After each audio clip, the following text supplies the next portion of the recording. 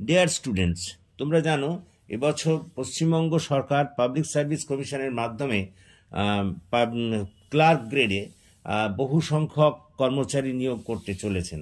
অর্থাৎ সেই কারণে public service commission clerkship examination নিতে চলেছে। বহুদিন বাদে আবার এই পরীক্ষা হচ্ছে, বেশ বিগত কয়েক বছর বাদে, এবং এবছর প্রচুর সংখ্যক কর্মচারীকে নেওয়া হবে। যোগ্যতার মানও তোমরা জানো যে মাধ্যমিক পাস করলেই তোমরা এই পরীক্ষায় বসতে পারো, বয়স সীমা 18 থেকে 40 বছর মধ্যে। তো ন্যাচারালি অনেকেই এই প্রতিযোগিতায় অংশগ্রহণ করবে, তার জন্য প্রিপারেশন দরকার। দেখো, সেই পাবলিক সার্ভিস কমিশনের সিলেবাসের দিকে চোখ রেখে আমরা আমাদের প্রস্তুতি পর্ব শুরু করে দিয়েছি। প্রথমে দুটো পর্বে হবে, প্রিলিমিনারি পর্ব আর ফাইনাল পর্ব। প্রিলিমিনারি পর্বে তোমাদের 100টা প্রশ্নের উত্তর দিতে হবে, 100 প্রত্যেকটার 1 নম্বর করে, যেখানে থাকবে 40 নম্বর জেনারেল স্টাডিজ, 30 নম্বর ইংলিশ এমসিকিউ আর 30 নম্বর অ্যারিথমেটিক। তো দেখো, আজকে আমরা প্রথমে যেটা করতে চলেছি সেটা হচ্ছে ইংরেজি ক্লাস। এর আগে অবশ্য আমি একটা জেনারেল স্টাডিজ ক্লাস নিয়েছি। প্রত্যেক দিন এরকম ক্লার্ক গ্রেডের আমরা ক্লার্কশিপ পরীক্ষার প্রস্তুতি আমরা করব। আজকে আমাদের প্রস্তুতি পর্ব ইংলিশ। তো দেখো, আজ দেরি না করে আমরা ঢুকে পড়ি ক্লাসে। আজকে আমরা ইংলিশ এমসিকিউ নিয়ে আলোচনা করছি। দেখো, প্রথমটা হচ্ছে the suffix in the word capabilities is. এখানে 4টে অপশান দেওয়া আছে, আইইএস, বি অপশান হলো এস, সি এর অপশান টিআইএস, ডি এর অপশান ইএস। এখানে জেনে রাখো এই এর অপশান অর্থাৎ আইইএস হবে। তারপরে দেখো 2 নম্বর প্রশ্ন, singular form of children is. তোমরা সকলেই জানো চিলড্রেনের সিঙ্গুলার ফর্ম হয় চাইল্ড। দেখো, এখানে 4টে অপশান দেওয়া আছে, চাইল্ড, চাইল্ডস, চিলড্রেন, নান। সুতরাং এর অপশানটা কারেক্ট হবে চাইল্ড। তারপরে দেখো 3 নম্বর, give the noun form of grow, অর্থাৎ গ্রো এর নাউন ফর্ম লিখতে হবে। দেখো, এখানে 4টে অপশান দেওয়া হচ্ছে, গ্রোথ, বি এর অপশান গ্রোয়িং, সি এর গ্রোয়িংলি, ডি নান। এখানে এই এ অপশানটা অর্থাৎ গ্রোথ হবে কারেক্ট ফর্ম। দেখো, তারপরে 4 নম্বরের প্রশ্নটা দেখো, অ্যান্টোনিম অফ একমে ইজ। এখানেও 4টে অপশান আছে। প্রথম হচ্ছে বেস, বি অপশান পিক, তারপরে অ্যাপেক্স এবং তারপর ক্রাইসিস। এই 4টে অপশানের মধ্যে এর অপশানটা বেস, এটা হবে কারেক্ট আনসার। 5 নম্বর প্রশ্নটা দেখো, সিনোনিম অফ এক্সাল্ট ইজ, অর্থাৎ এক্সাল্টের সিনোনিম তোমাকে লিখতে হবে। তো এখানেও 4টে অপশান দেওয়া আছে, এ মোহন, B exact, C exam, D rejoice. দেখো, এর অপশানটা হবে না, মর্ন মানে তো শোক প্রকাশ করাটা হবে না, এক্স্যাক্টও হবে না, এক্সামও হবে না, ডি এর অপশানটা কারেক্ট, রিজয়েস। তারপরে দেখো 6 নম্বরেরটা, neither of book of the books dash good. দেখো, এখানে ড্যাশের জায়গায় কিন্তু ইজ হবে, কারণ এখানে একটা মানে নাইদার অফ দ্য বুকস মানে বইটার মধ্যে কোনোটাই থার্ড পার্সনকে বোঝাচ্ছে এখানে, সেই জন্য ইজ হবে। এখানে এমও হবে না, আরও হবে না, ওয়ার্ক হবে না। সুতরাং এখানে বি এর অপশানটা কারেক্ট। 7 নম্বরের প্রশ্ন দেখো, is girl dash a pen. দেখো, এক্ষেত্রেও 4টে অপশান আছে, গেট, গেটস, গেটিং, গট।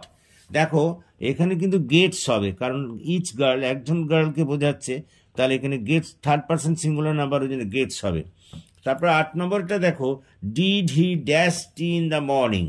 দেখো, এখানে টুক, টেকেন, টেক্স, টেক, এই 4টে অপশান দেওয়া আছে, তার মধ্যে কিন্তু এই টেক অপশানটা হবে, টেক অর্থাৎ ডি এর অপশানটা নিতে হবে, টেক। কারণ আমরা জানি ডিড যেহেতু ব্যবহার করা হয়েছে, তারপরে আর এখানে কোনো পাস্ট ফর্ম হবে না, প্রেজেন্ট ফর্ম হবে, অর্থাৎ টেকটাই হবে। তারপরে 9 নম্বরের প্রশ্ন দেখো, Kapil Dev dash in 1959। 4টে option দেওয়া আছে, was born, were born, is born.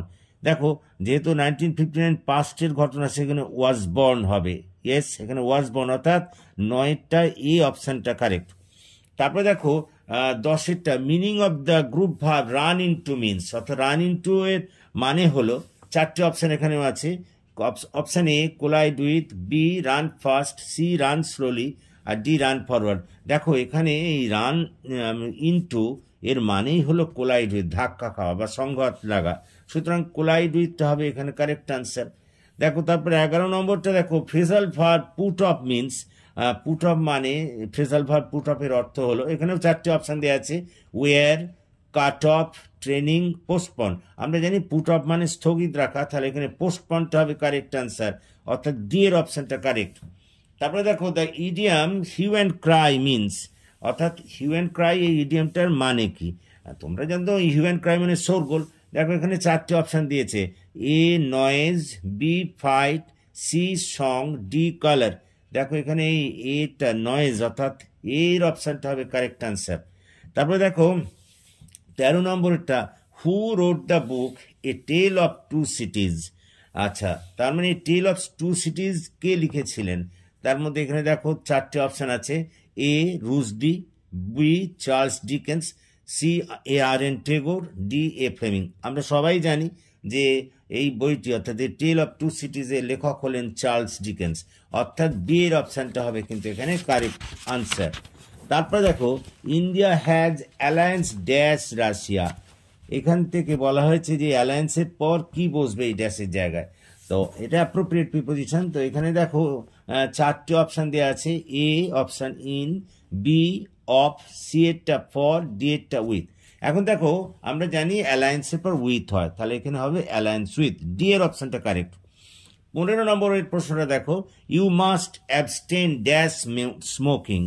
এটাও একটা অ্যাপ্রোপ্রিয়েট প্রিপোজিশনের প্রশ্ন। তো আমরা জানি অ্যাবস্টেন ফ্রম হয়, তাহলে দেখো এখানে অপশানগুলো দিয়েছে উইথ, আউট, অফ, ফ্রম, তাহলে সুতরাং এখানে ফ্রমটা আমরা নেব, তার ডি এর আনসারটা এখানে হবে কারেক্ট। তারপরে দেখো 16 নম্বর প্রশ্ন, the life history of a person is called, মানে কোনো একজন ব্যক্তির জীবনী, তাকে আমরা কি বলবো? দেখো এখানে দেওয়া আছে বিবলিওগ্রাফি, এটা তো হবেই না, বায়োগ্রাফি, বায়োগ্রাফি মানে জীবনী, ড্রামা, আর অটোবায়োগ্রাফি আত্মজীবনী। দেখো এখানে যেহেতু জীবনী বলা হয়েছে আর নিজে লিখছে কথা তো বলা হয়নি, তাহলে বায়োগ্রাফিটা হবে কিন্তু এখানে কারেক্ট আনসার। তারপরে দেখো 17 নম্বরটা, এই document written by hand is called, option A manuscript, option B লি, অপশান সি পর্চা, অপশান ডি কম্পোজিশন। তো আমরা সবাই জানো যে হাতে লেখা একে ম্যানুস্ক্রিপ্ট বলে, সুতরাং এখানে এর অপশানটা হবে কারেক্ট। পরেরটা দেখো, name the poet of the poem Ulysses. Ulysses কবিতাটির কবিকে।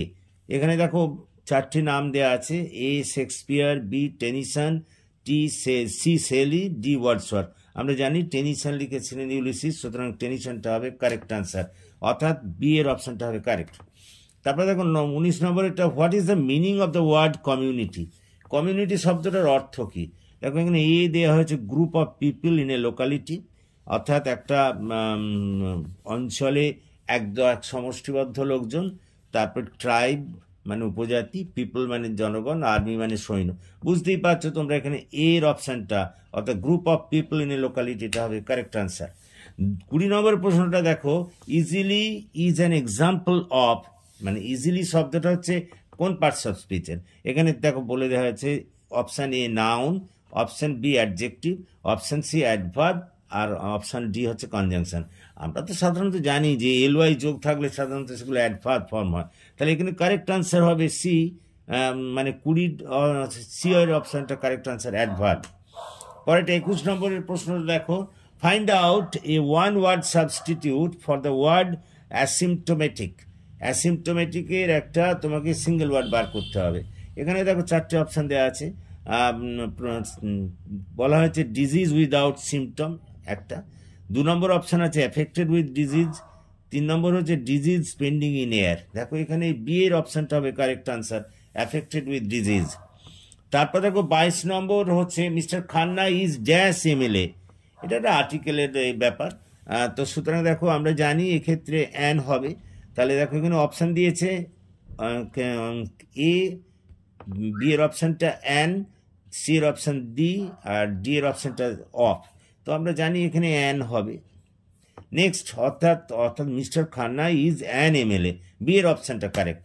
23 নম্বর প্রশ্নটা দেখো, I am not afraid dash enemies. তা আমরা জানি অ্যাফ্রেডের পর অফ হয়, তাহলে দেখো এখানে অপশানগুলো দেখো, এ আছে অ্যাড, বি আছে ইন, সি আছে অফ, আর অন, ডি আছে অন। তাহলে এখানে সি এর অপশানটা অর্থাৎ অ্যাফ্রেড অফ হবে এখানে উত্তর। 24 নম্বর দেখো, Ram is older than Rahim dash 4 years. দেখো রাম রহিমের চেয়ে 4 বছরের বড় বলা হচ্ছে, তাহলে আমরা জানি এখানে দেখো অপশানগুলো দেখো, A after, B by, C of, আর ডি আর। এখানে বাই হবে, অর্থাৎ Ram is older than Rahim by 4 years, অর্থাৎ বি এর অপশানটা কারেক্ট। 25 নম্বরটা দেখো, one who hates his country is called, একজন যে তার দেশকে ঘৃণা করে তাকে কি বলে? দেখো অপশান আছে, A patriot, B fighter, C soldier, D traitor. দেখো প্যাট্রিয়ট তো শহীদ হবেই না, কারণ শহীদ হলে তো সে দেশকে ঘৃণা করবে না, ফাইটারও হবে না, বি সোলজারও হবে না, তাহলে এখানে হবে ট্রেটার, মানে বিশ্বাসঘাতক। তার মানে 25-এর কারেক্ট আনসার হলো অপশান ডি এরটা। এবার পরেরটা দেখো, নেক্সট 26-এর প্রশ্নটা কি বলছে?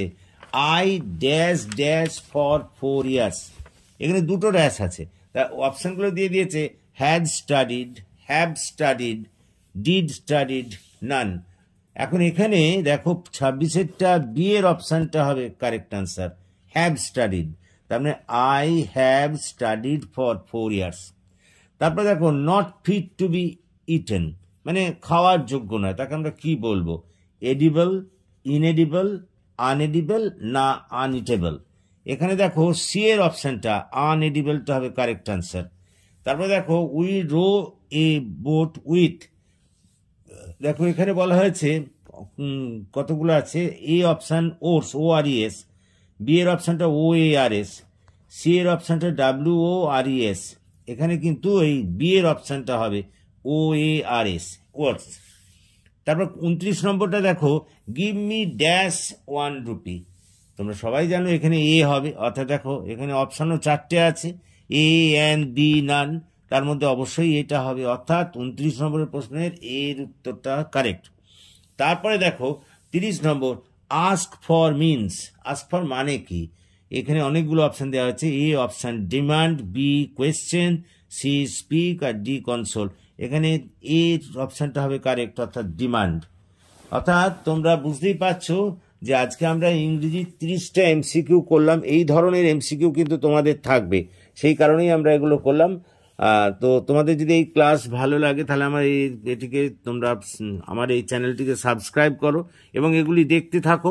আমি প্রত্যেক দিন কিন্তু ক্লার্কশিপ প্রিপারেশনের বিভিন্ন জিনিস নিয়ে পর একদিন সোশ্যাল স্টাডিজ, এই জেনারেল স্টাডিজ, একদিন করাবো ইংরেজি, আবার পরে এরকম রোটেশনাল বেসিসে প্রত্যেক দিনই কিন্তু ভিডিও থাকবে।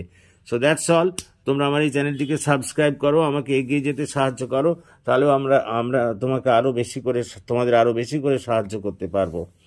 So thank you for watching and listening. Please comment, share and subscribe to my channel.